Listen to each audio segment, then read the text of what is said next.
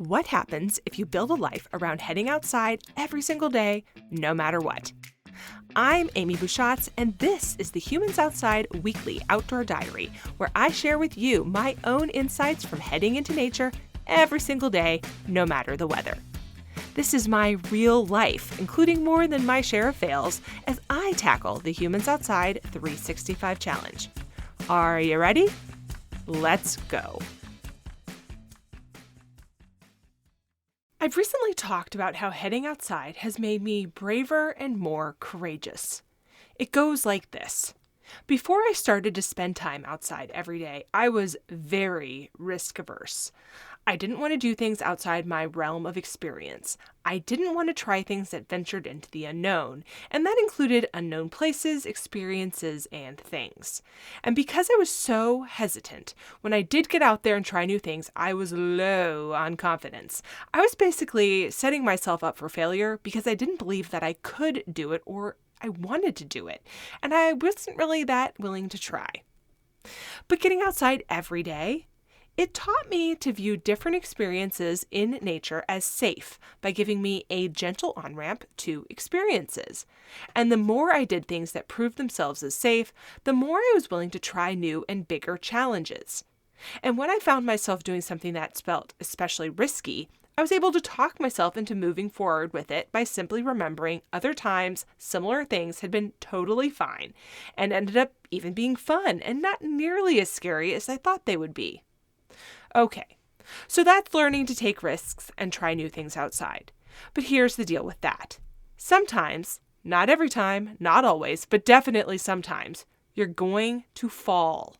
That could be figuratively, and often it is literally. Failing, or actually physically falling, is a part of learning. It's unavoidable. It is going to happen. No one is perfect at any given thing the first, second, or even third time. Heck, you might even fall on the millionth time. Falling is a part of learning. It is absolutely, positively going to happen. So, the question you have to ask yourself, and I have to ask myself, is, am I okay with falling? And the more I do it, the more the answer is yes. And the best part is literally falling outside has taught me to be okay with falling figuratively in other endeavors. Because falling and temporarily failing is a part of learning. It is a part of being human. What matters isn't the fall. What matters is the recovery. Let me explain. As someone who has tackled new outdoor winter skills like skiing and most recently snowboarding, I have learned that falling is absolutely inevitable. I fall spectacularly into snowbanks. I wipe out going downhill, sending my skis bouncing in two different directions. I zip into the ditch on cross-country trails, leaving behind what the volunteer groomers call cartoon tracks that tell the story of my hilarious Looney Tunes-esque flail of the path.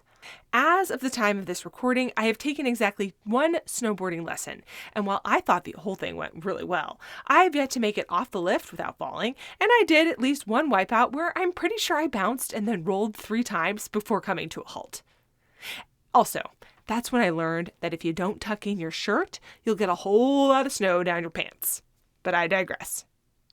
During one of these wipeouts, my snowboarding instructor asked, "Are you okay?"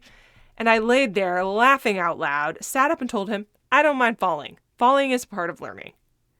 And that's because I've learned that if I want to do things, I'm going to fall. And then I'm going to pick myself up again, try again, and get incrementally better over time. I'm going to ask for help, often in the form of a lesson, sometimes in the form of some advice from a friend. Now, imagine if you fell while trying something new like skiing, and instead of continuing down the trail or trying again on a different day, you said, "That's it, I quit." And you did this every time you encountered a setback or failure. Are the failures temporary? You have no idea because you never get past the first fall to find out if it gets better. You could live that way, but you'd never experience what sits just outside the known. Your life would be only the things within your current box. That sounds really limiting and sad to me. The only other option is to fall, get up, and try again. Being okay with falling and not minding it, by the way, is way different than liking it. I do not like falling. It can hurt. It makes me grateful for the invention of the helmet. It leaves me sore the next day. Falling is not fun, and it does not feel good. But because I've tried new things over time and learned from experiences that the road to not falling is paved with lots of falling, I've accepted it.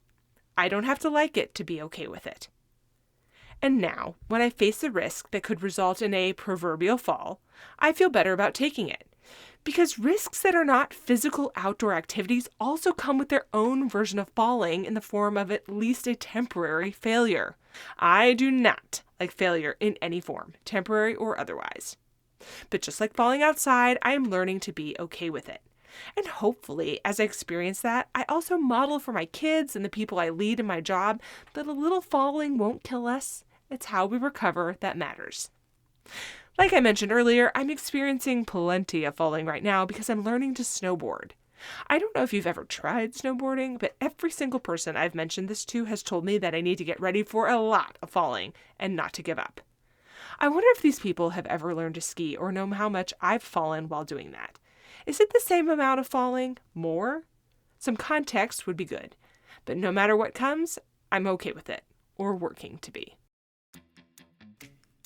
You can see photos of all of my outdoor exploits, including plenty of me wiped out in the snow, on Humans Outside on Facebook and Instagram. Share your photos with me, falling or not, with hashtag HumansOutside365. And until next time, we'll see you out there.